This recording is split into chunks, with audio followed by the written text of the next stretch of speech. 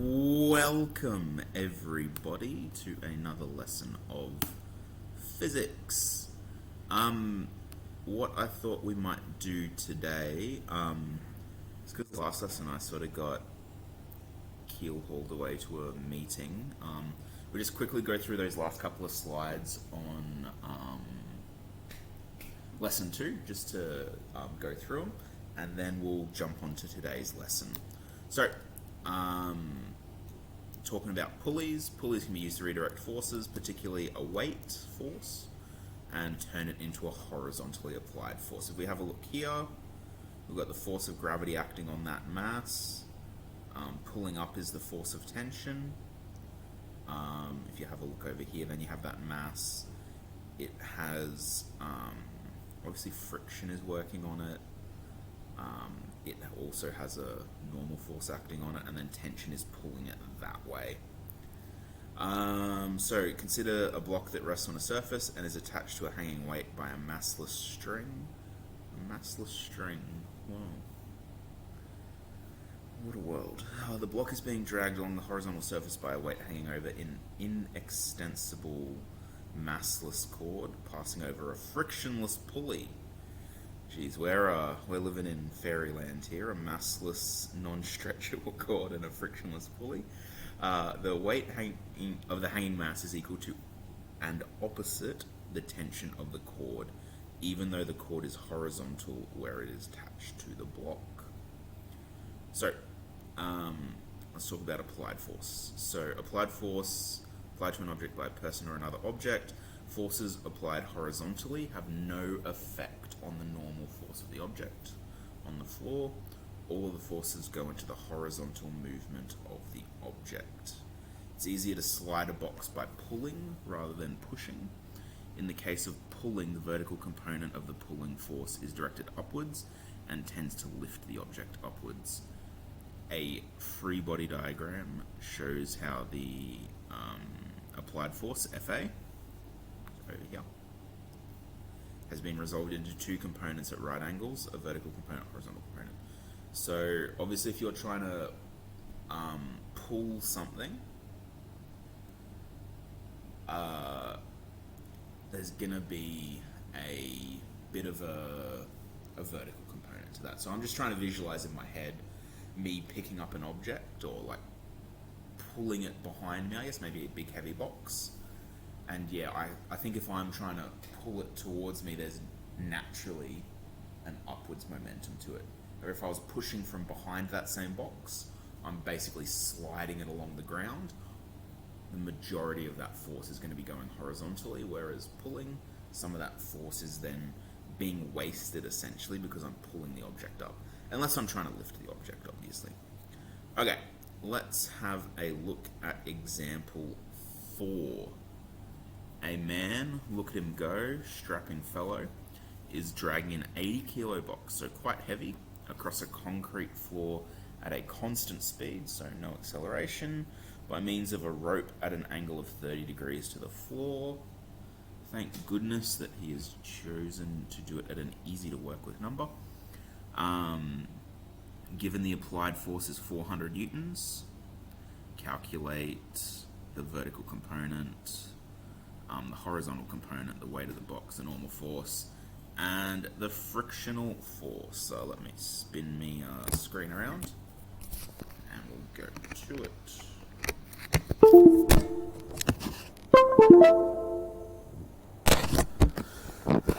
Okay, so let's draw a little diagram, I think, to help us understand this.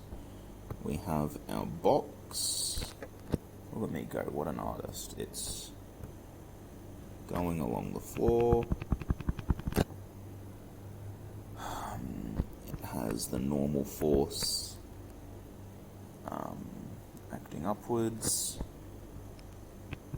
It has force of gravity, so mass times gravity. Going backwards, it has friction, which once again is capital F lowercase f, because why not?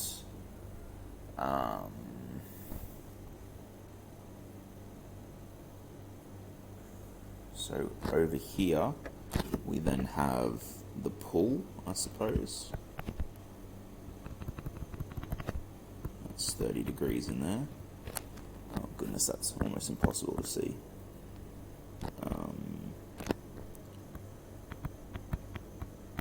30 degrees. And then you have your horizontal component and your vertical component. So this bit here, the force that is, I'm trying to think. I'm just the reason I'm hesitating a little bit here, guys, is like I said, I'm still getting used to the notation. So I'm just wondering if I'm allowed to say the force.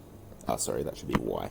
The vertical force, or the vertical component of the force, and then the X component, the horizontal component of the force. If I'm not allowed to do that, let me know. Like I said, there's some things that I'm not 100% on. And this, of course, is the applied force, FA over here. Now, because this is all vectors, Fy is going to be Fa times sine theta, and Fx is going to be uppercase A times cos theta. So that'll find me the vertical and horizontal components, so A and B. So what do we say, 400 newtons? So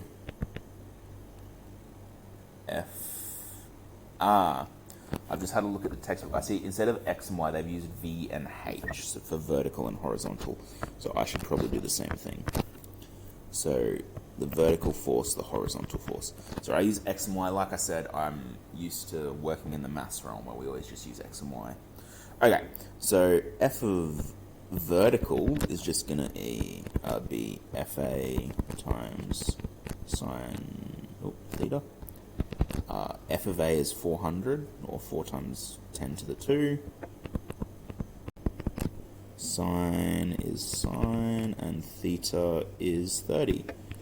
Now, you might remember sine 30 is 1/2, so that will be 200 newtons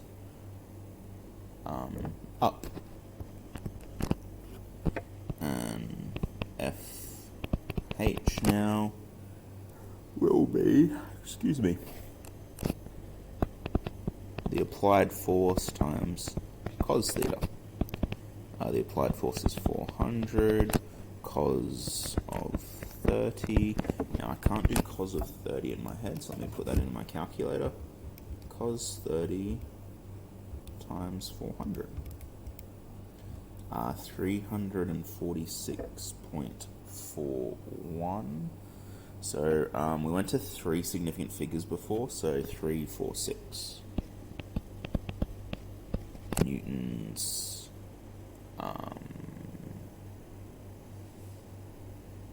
Do we say like right?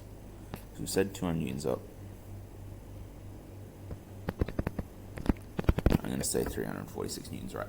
So looking at that, you can see that a significant amount of our effort is being wasted by pulling up instead of pulling sideways. Let's find the weight of the box. Well, so that was A, that was B, C. The weight is just mass times gravity. Its mass was 80 kilos. Gravity is 9.8 meters per second. Put that in your calculator and you get 784 newtons. And because that's weight, it's pushing down.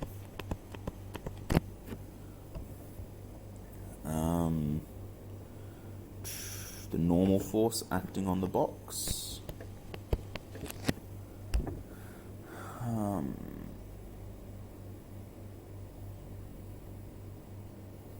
So we have the normal force, Fn.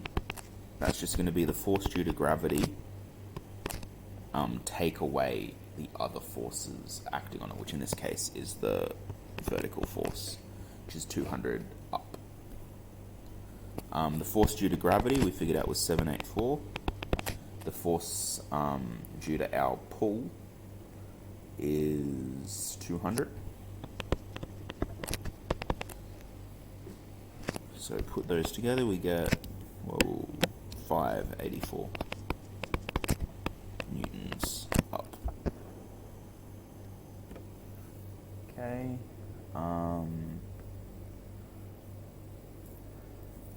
And then the frictional force is the final thing we need to find. It did say that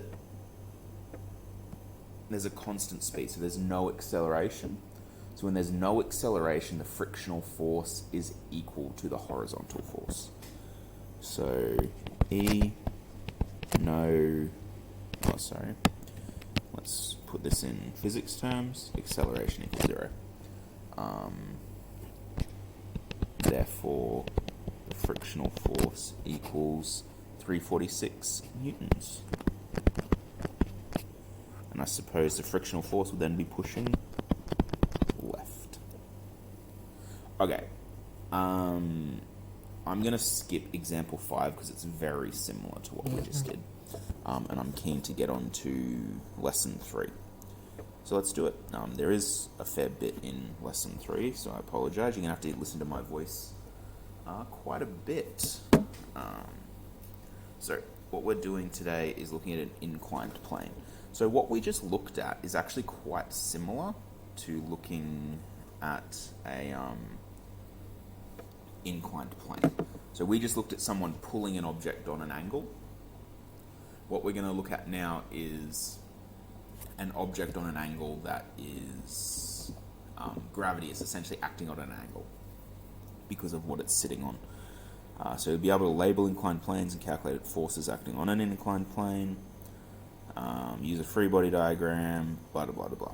Okay, so an inclined plane is a surface that can be smooth or rough, have friction or be frictionless, that is on an angle. So an object would move down it at a particular acceleration.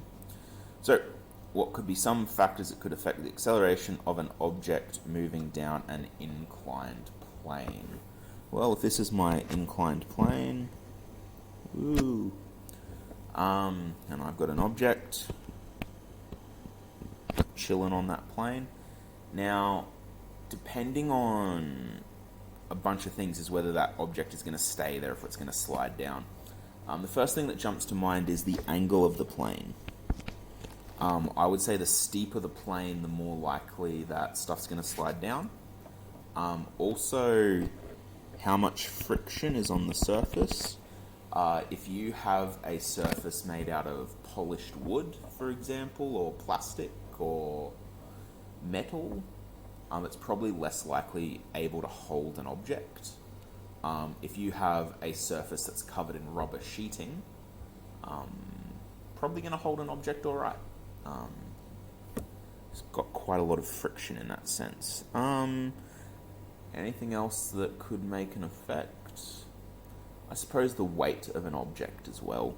The heavier the object, so the bigger the mass of the object, the more likely it is to slide down that. Obviously, if something's like 5 kilos, well, I mean, if an object's really, really light, it's probably going to just stay there. And then I suppose as the object gets heavier, it's more likely to slide off. I would assume, at least. Okay. So, we have our object on the inclined plane, has gravity acting on it, mass times gravity, to give us the force of downward motion on it. The force acting on that can be shown as the sum of two vectors. The first one is the parallel force. So this is acting parallel to the object. So you can see that we are going at a right angle to the object there. It is it's parallel to the plane. So there's a force moving that object parallel to the plane, or acting on that object, I should say, not moving it. Also, we have the perpendicular or the normal plane called F perpendicular, and that's what pushes the two forces together, creating creating friction. Now, what we're going to find in a moment is that essentially you can pick up that parallel force line and plonk it down here, and oh my goodness, what do we have but a right angle triangle? This is what I say, it's very similar to what we looked at just before. Okay, so now, like I just said, we can move that the parallel force down next to the perpendicular force, and we have a little vector triangle there. And what we find is that the angle in here, theta, is the same as the incline of the slope. Okay, so the angle inside the triangle is the same as the angle of the incline of the slope. Okay, so some rules for us. The perpendicular force can be calculated. Did I say perpendicular? I think I did. Yeah, perpendicular is mass times gravity times cos theta. The parallel force is mass times gravity times sine theta. So we'll be using those rules a bit today. So make sure that you are familiar with that. Sorry, I've skipped over how we come about it. If we look at our little diagram there, we have the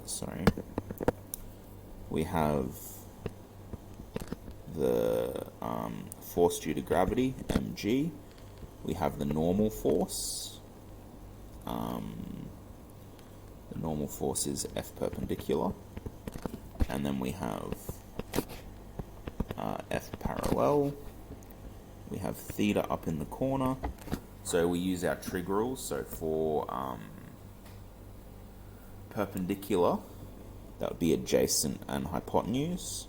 So cos theta equals adjacent over hypotenuse. Cos theta equals perpendicular force over mass times gravity, rearranged to get perpendicular force equals mass times gravity times cos theta. Same thing for sine. I won't labor the point there. Okay, so this is definitely a diagram that you should be jotting down. It is very important, and we'll be using it essentially this whole time. So make sure you're around that idea. Okay, why is theta down there, theta over there? Essentially because of maths. So you can figure out, using the fact that we have 90 degrees there, we have 90 degrees there, we know that theta is that. We can figure out what x is. We can then figure out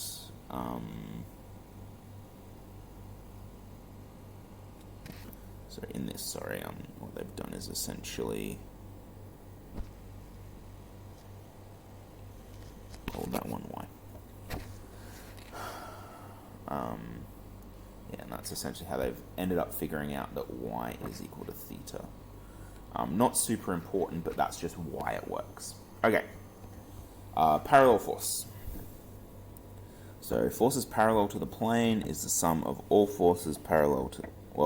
the net force is the sum of all forces parallel to the plane. However, there is just one force, FP.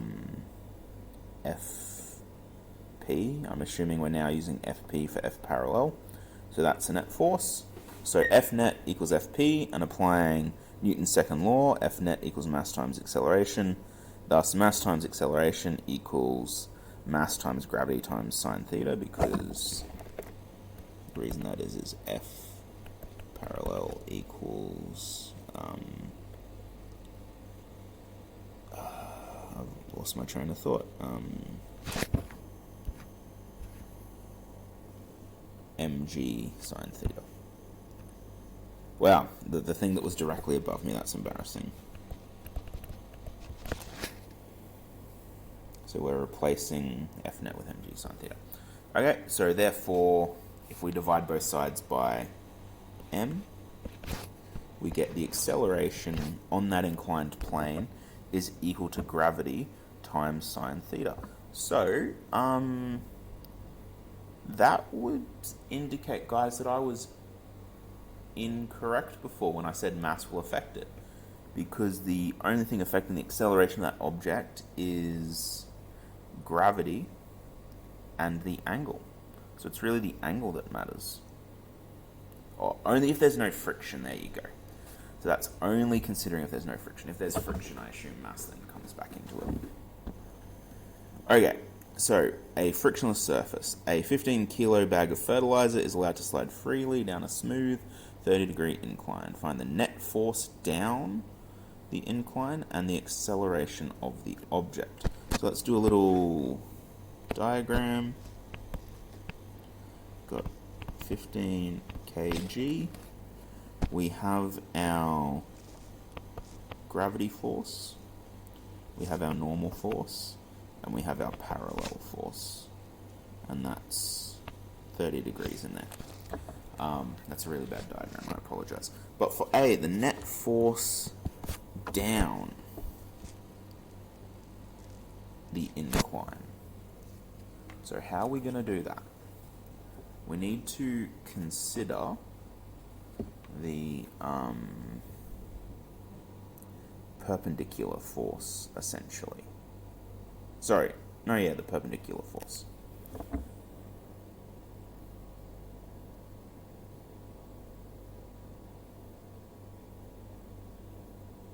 Hold up.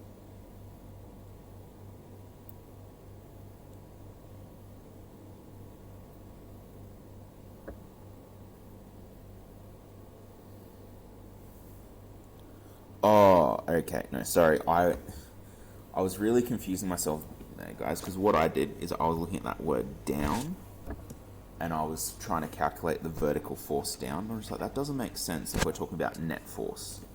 But it's not down, it's down the incline. So what we're actually being asked to find is this parallel force, the net force, down the incline. Okay, that makes a lot more sense. So the F net, as we just discussed, is equal to mg sine theta. Sorry. Yeah, I knew I'd done something wrong. We're doing a frictionless surface, so we can ignore mass. So that becomes 9.8 times sine 30. And sine 30 equals a half, so that would be 4.5, 4.9.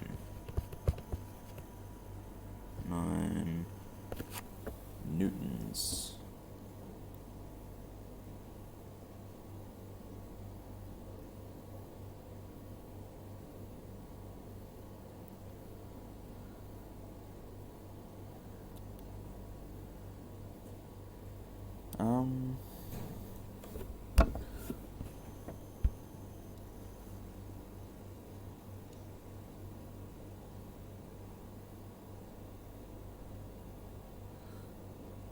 I think I've still made a mistake, guys. I found the acceleration. I haven't found the net force. Sorry, I apologize. Like I said, I'm still getting my head around some of these. I found the acceleration. F net is, like I said, mg sine theta. So that'd be 15 times 9.8 times sine theta. So I'm going to have to put that one in my calculator. 15 times 9.8 times sine 30. 73.5 newtons. The acceleration of the object is the thing I just did. So B, the acceleration, is what's equal to g sine theta. So that's 9.8 times sine 30, which is 4.9 meters per second and that'll be down the incline. Okay. So yeah, please do let me know if I make mistakes like that, guys. Because obviously I've gone ahead and learnt this stuff myself and practiced a little bit, but sometimes once you go from reading about something to actually putting it into practice, it takes a little bit to get it sorted out in your head. So I do apologize for that. Okay, let's talk about friction now.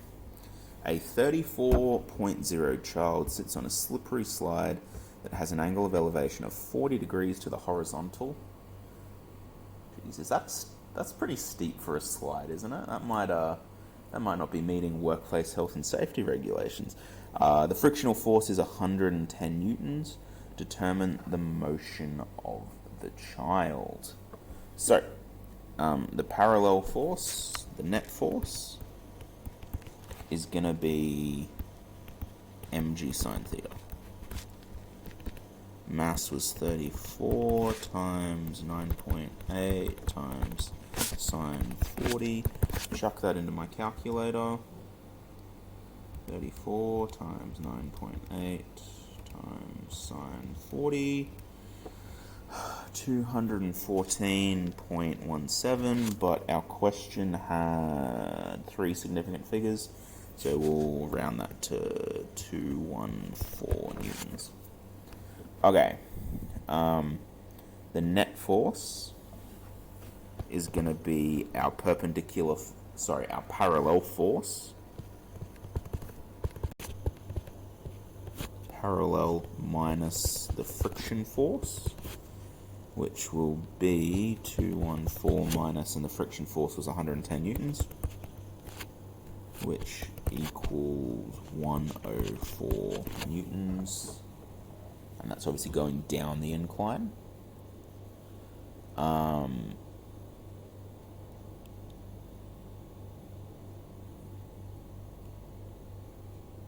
Okay, so have we solved the question? Determine the motion of the child.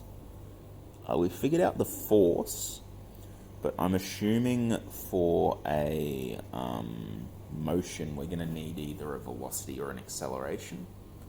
So for an acceleration, we know our rule is acceleration equals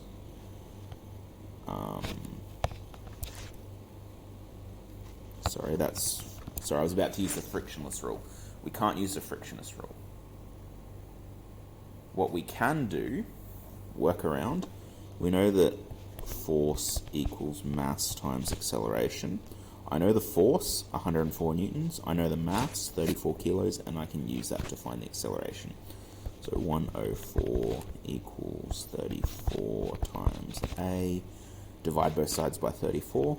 A equals 104 divided by 34. And that equals 104 divided by 34. 3.058, but rounding to 3 significant figures, 3.06. 6 meters per second, and that's obviously down the incline.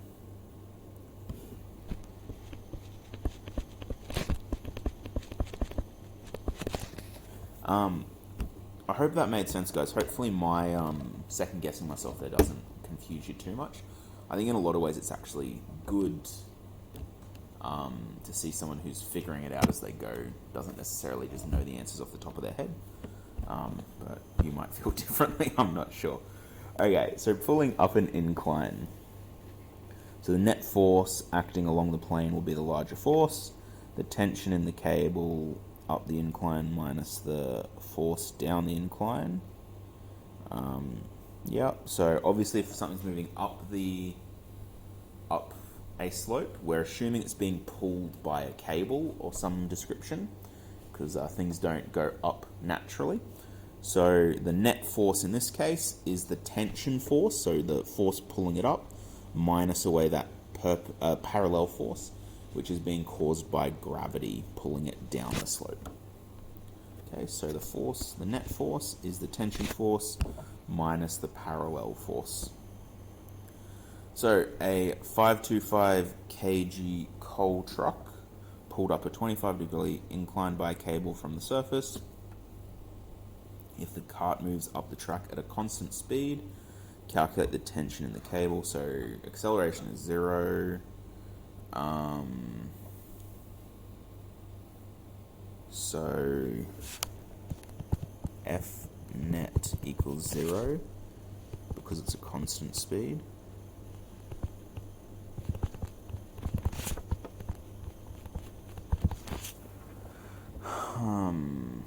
And we know that the tension force therefore has to equal the parallel force.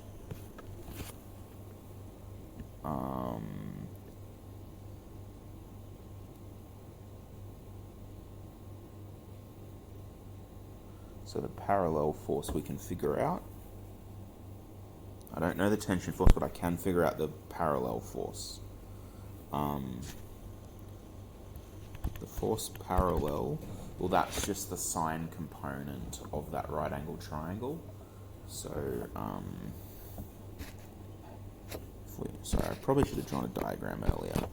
So we have our, I'm not going to try and draw a truck, my art skills aren't that great. So we have our tension force, and we have our parallel force, and we have our mass due to gravity, we have our normal force, and then we have our FP there. We know that that theta in there is the same as that theta there. So we can use FP compared to sine to figure that out. So that would give us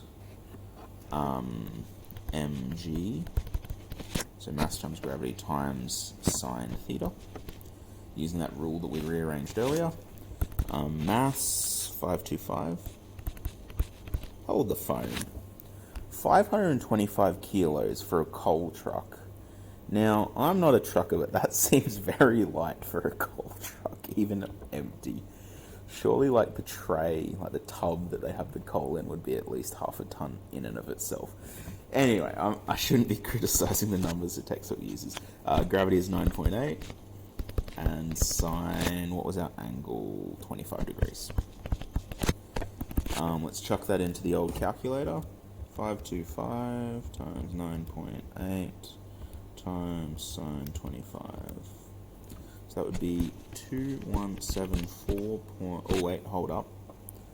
How many significant figures have we got? 3. So I might just leave it as that. Newtons. So therefore,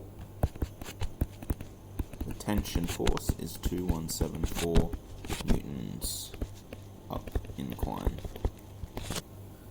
There you go. Oh goodness.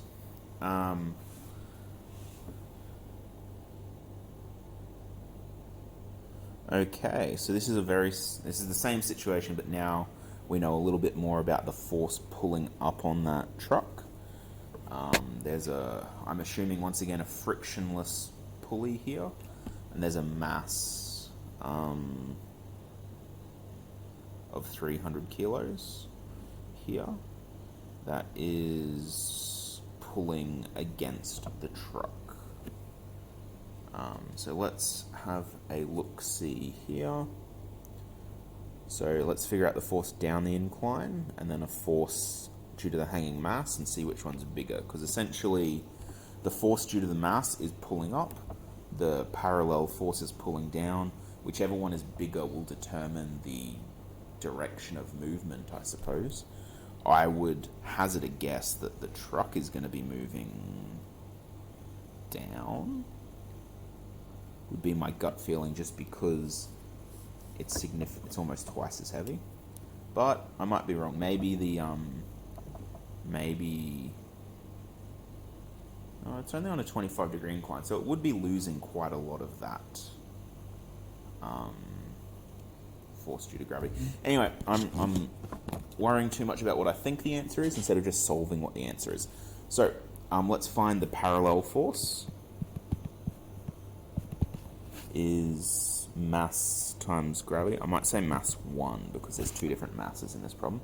Mass 1 times gravity times sine theta. Mass 1 is, because we're talking about the parallel force, it'd be 525. gravity is 9.8 meters per second, and sine 25. Now, did I calculate that a moment ago? Yeah, I did. So that was 2174 newtons of force. See the force due to the hanging mass? So this is the force due to gravity, essentially. And that would be mass 2 times gravity. Mass was 300 times 9.8. So 300 times 9.8.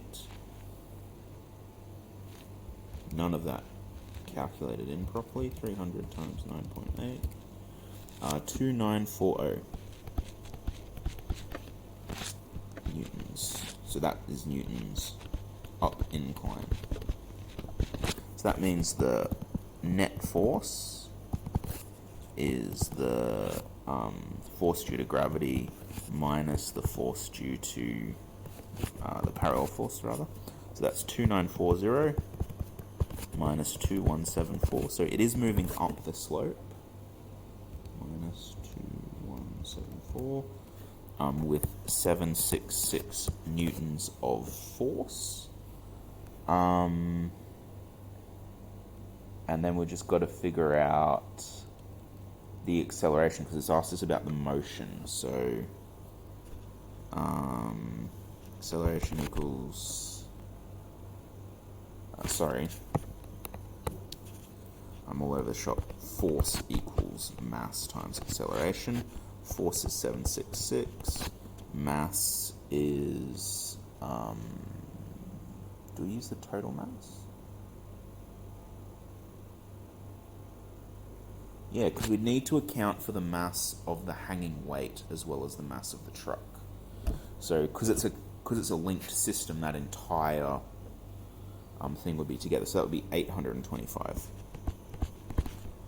times A. So A will be 766 over 825 equals some number. 766 divided by 825. 0.928, and we're going to three significant figures, so 928 equals 0.928 meters per second. So it is accelerating up that incline at about just a bit under a meter a second. Cool. Okay. I want you guys to have a crack at example 5. Now, I've actually cut out the textbook work there. Aren't I a nice person? So I've cut out the textbook work, but what I want you to have is this worksheet on inclined planes. So there's 1, 2, 3, 4, 5. So a fair few questions there. I just want you to have a crack at solving those questions. Have a go at solving them on the OneNote itself. So put your answers in your little section, so that way I can have a look at how you've gone. Aside from that, guys, that is it from me today. How long have I gone for today? What does it say? 38 minutes. That's too long for me to talk. Okay. Enjoy this last lesson, guys. Hopefully I'll see you back at school in the following lessons. I think it's likely at this stage at least. Who knows what the next week and a half will bring. Maybe we won't. Anyway, I will catch you later. Have a good one.